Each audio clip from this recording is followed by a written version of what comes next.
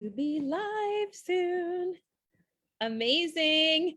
Welcome, everybody. Welcome to Spice It Up with Sandra. This is 2022. We're in January, and I am so excited and honored to have Nisha Batra as my first guest for 2022. Welcome, Nisha. How are Thank you. you? Hi, Sandra. Thank you so much. I'm doing very well. Happy New Year to you and Yes, to everyone. thank you so much. Happy New Year to you. I'm wishing you a very prosperous new year this year. Health and happiness to everybody. Happy New Year. Thank you for reminding me to say that.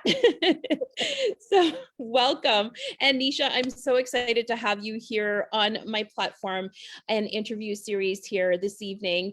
Nisha is an early childhood educator. She's this inspiring woman, and she's also an advocate for those who are facing disabilities.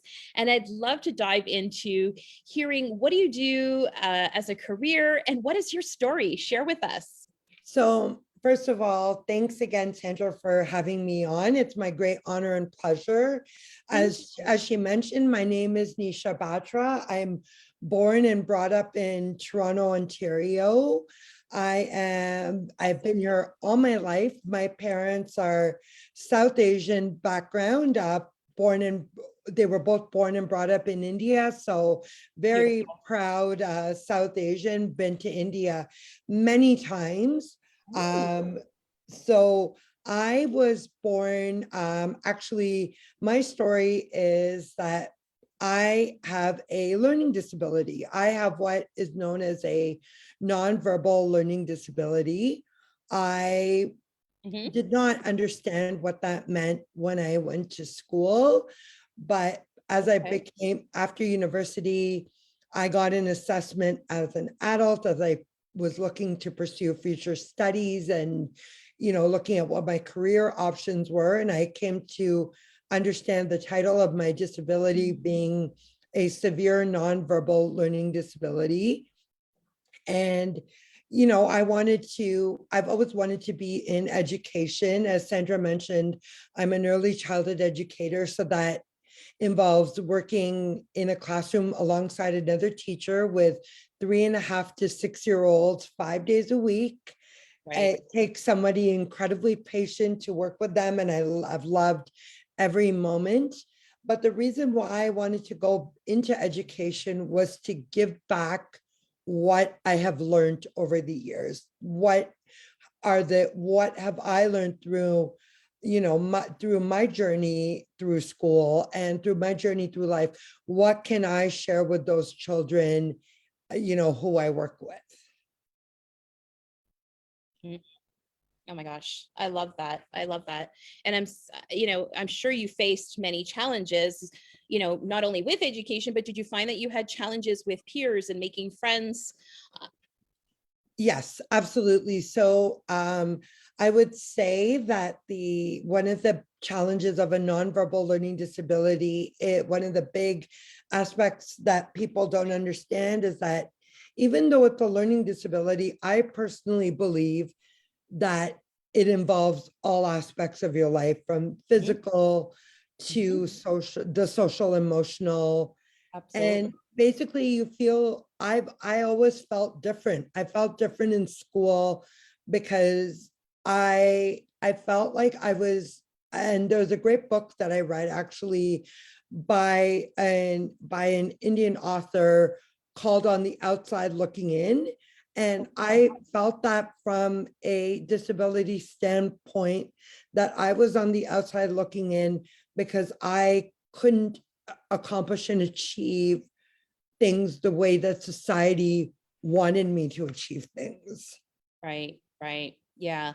And so were your parents able to find resources to help you get through some challenging moments? Did you find, or was that? I think they tried their best, and I was mainstreamed in school. So what that means is I was in a regular classroom for most of my schooling, but if I needed extra time, I was Right. allotted that. I remember in high school, I would get only 1 hour of support, and I would go to what they would call the resource room, where it Right. was, a chance to work on any assignments Right. that I Right. needed support in. Yeah. Yeah. Yeah. And it's never enough in the grand scheme of things. Right. So, um, right.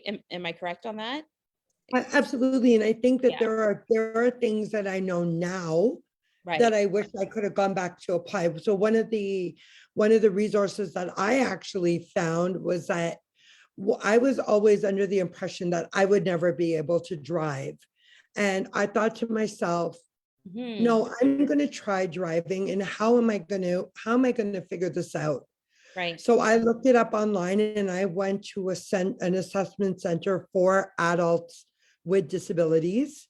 That's And amazing. and I was able to drive a car. I was able to drive for the first and only time, but it was through that, that experience that I was led to something called vision therapy, because along with, like I said, one of the things that I struggle with is my eye, like my eyesight. So Right. my eyes don't work together.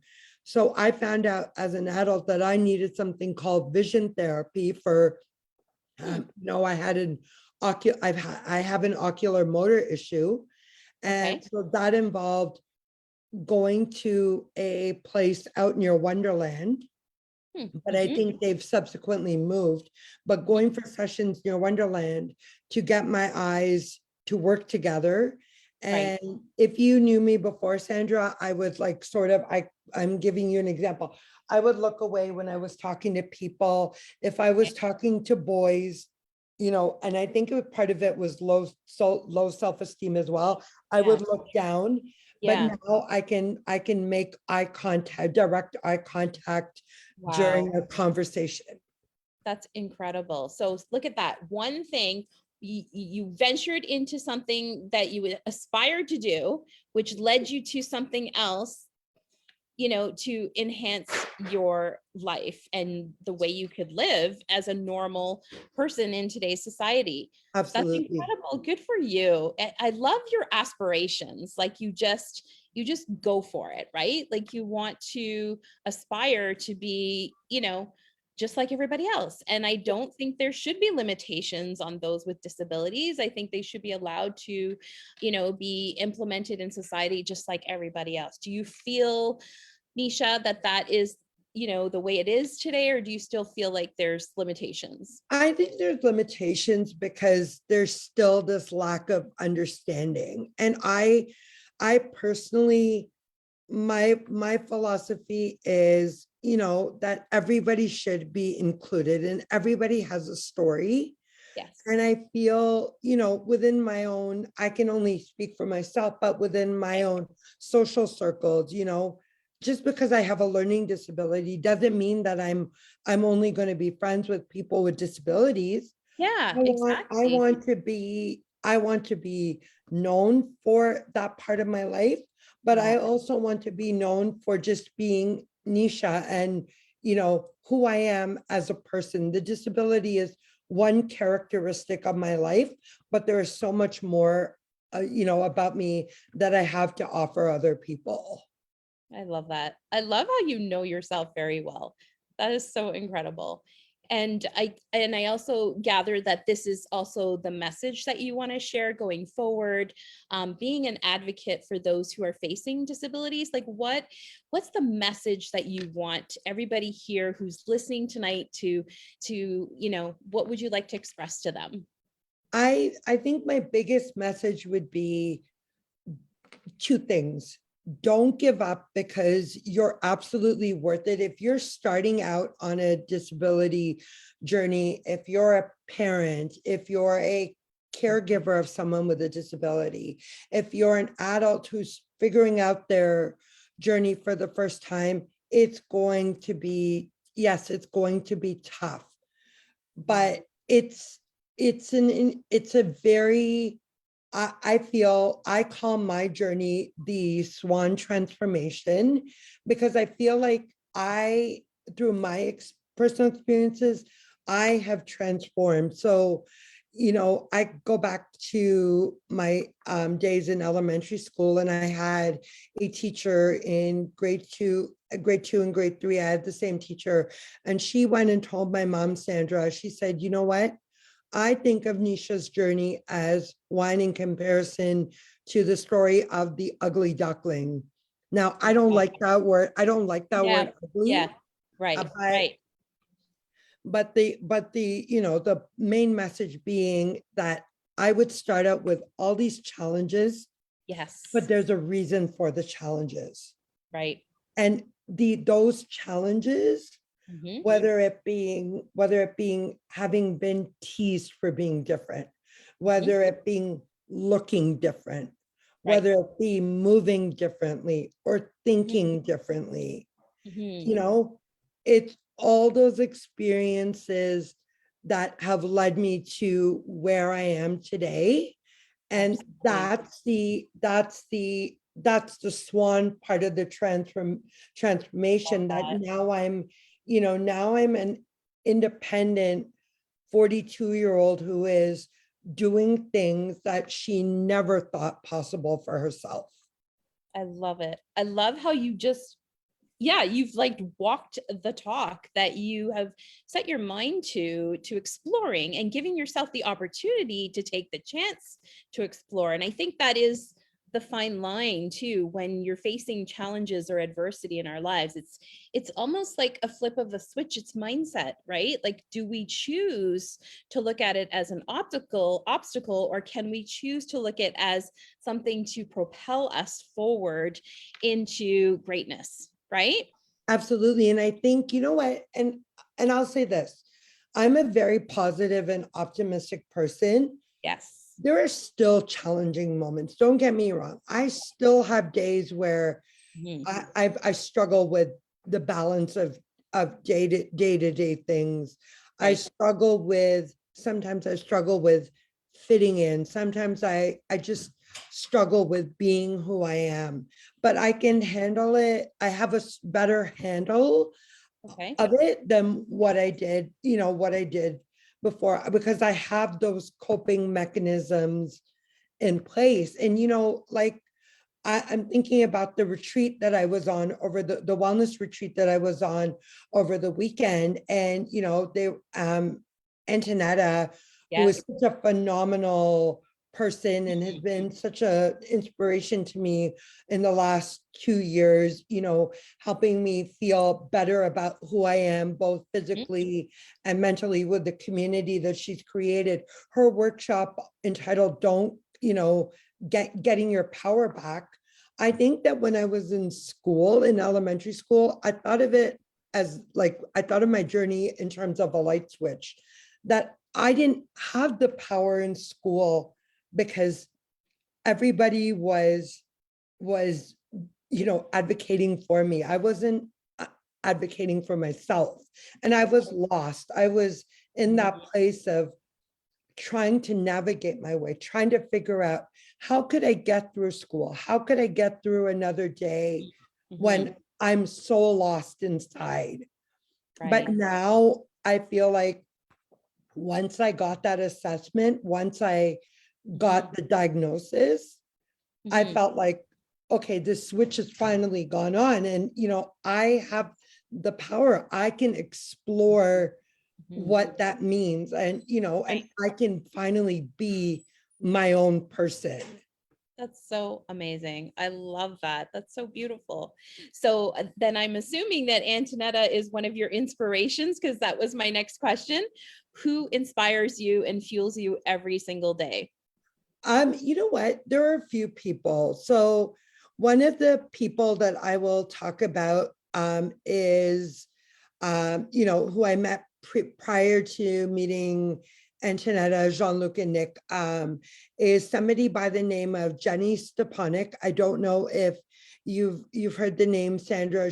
Her son was actually on Oprah. He was a young boy Okay. with muscular Oh, I dystrophy. know who he is. Yeah, Yeah. Maddie Stepanek, who passed away at the age of 13 from muscular Right. dystrophy. Right. It's his mom. And his Oh, mom is a great inspiration to me because I don't know, even in my own lifetime, I just am inspired by someone who lost all four children to a yeah. disability that she has, Mhm. Mhm. and lives her life every day with purpose and with the mission to carry on Maddie's legacy. Mhm. And Mhm. before COVID, I actually made it my mission. It was actually my wish. I didn't get a chance to meet Maddie, but I was like, I'm gonna meet Jenny. So I became friends with her on Facebook. And then I said, I'm gonna go down to Maryland because they acknowledge Maddie's birthday every year with a celebration, to celebrate his legacy, to celebrate Peace Day in July. And Right? I have actually been to Maryland 3 times, No and way. I actually met her, You and did not. and Look I at spent you. the weekend there. Yeah, No yeah, way. Look at you. yeah. See, I'm telling you, you are a woman on a mission.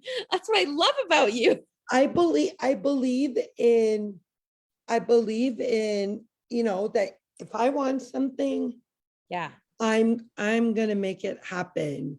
Yes. I had one of those moments where, okay, I'll tell you a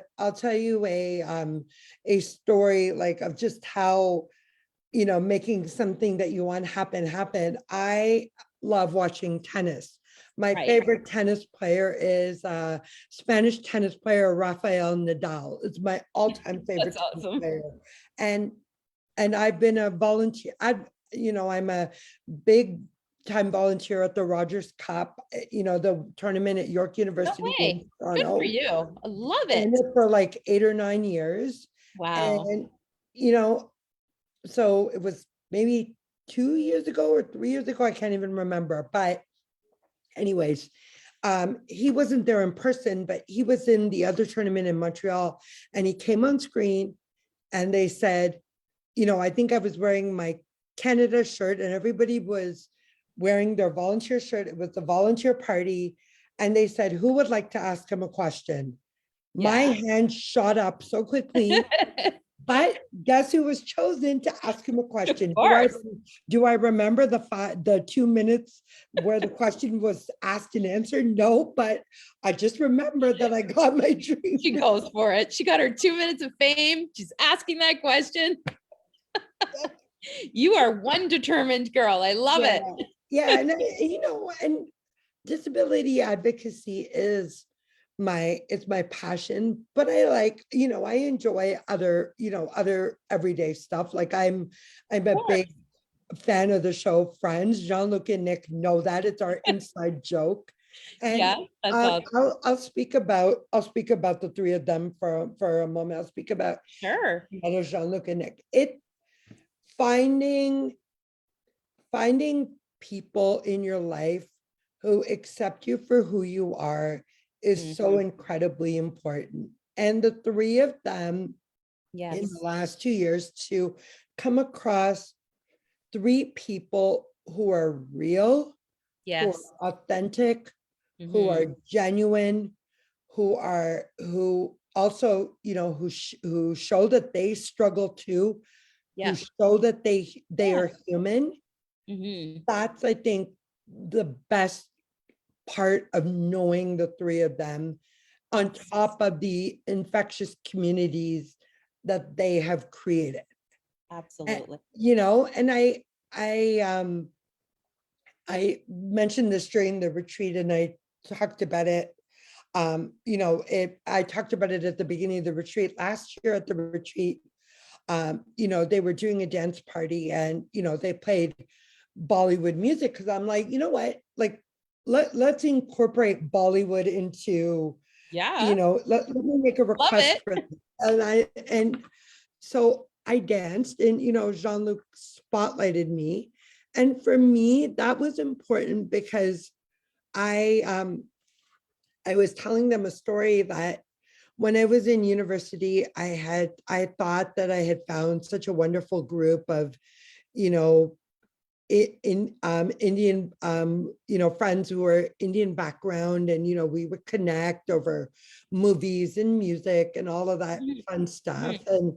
And, there was a dance competition happening in London, Ontario, and, they were doing a dance, and I was part of the dance, and I went over to the girl's house, and I was part of that routine. And I'm at home one day, and I got a call, and the call starts with, Nisha, are you sitting down? Wow. They had decided, and I never knew the reason. And that's something that I struggle with, not knowing sometimes what the reason is, because sometimes I want to know, how can I improve myself? They chose to tell me that I wasn't part of the event anymore, even though I had gotten fitted for an outfit. I was not going to be part of that event. That is so awful. And I literally could not believe in university. I thought university was a place where people were going to be more. I was, Inclusive. yeah, I was ready after high school. I was ready for Yeah. acceptance, understanding, but I'll tell you, I had some of my darkest days in university. Like, I literally hit my rock bottom in university, and I had to figure my way out. My journey wasn't over. The learning wasn't over. Mm. I was still, I was lost, and I had to dig deep to find my way back to being Nisha, to being who I am. I felt like I had to start over, Yeah. because I really, Mhm. and I, though incidences like the dance one are ones that I worked hard at forgiving them, but Mm. it's not something that I will ever, it's not something that I will forget.